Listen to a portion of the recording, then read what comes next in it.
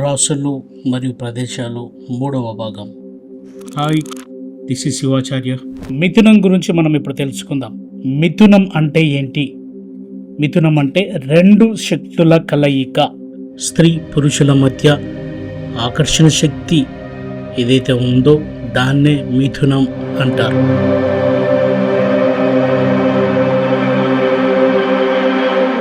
Just imagine, there is no energy of Mithuna in the universe. There is no real attraction towards men and women. అప్పుడు మనం చూంబీస్లా బతికేవాళ్ళం.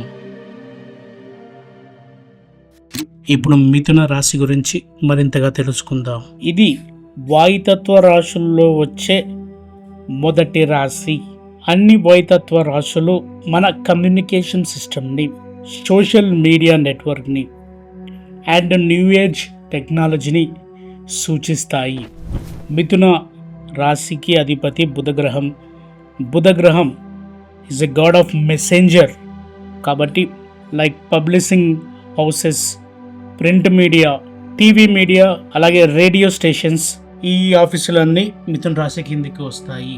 అలాగే IT hubs, ఐటీకి సంబంధించిన ఆఫీసులు.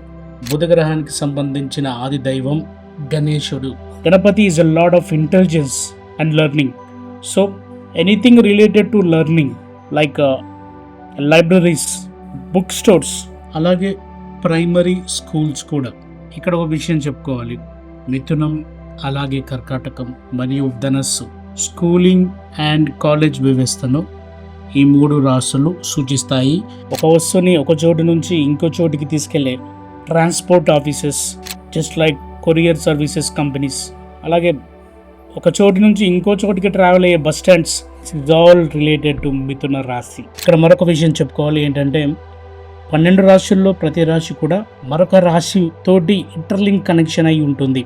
మేషన్లోని ఆ పట్టుదలను, శక్తిని నిలుపుకోవాలన్నా దానికి వెల్త్ కావాలి. కాబట్టి వృషభ రాశి ఆ వెల్త్ని సూచిస్తుంది. ఆ తర్వాత వచ్చే మిథునం ఆ వెల్త్ ద్వారా వచ్చే ఫ్రెండ్షిప్ని, మనుషుల యొక్క ఆకర్షణను సూచిస్తుంది. ద పాయింట్ ఈజ్ ప్రతి రాశి కూడా మరొక రాశితోటి ఇంటర్లింక్ అయ్యి ఎవల్యూషన్ అవుతుంది. ఓవరాల్ మిథున రాశి is the power of communication and attraction between men and women and place of studying. ఇక నెక్స్ట్ ఎపిసోడ్లో కర్కాటక రాశి గురించి, వాటి ప్రదేశాల గురించి మాట్లాడుకుందాం.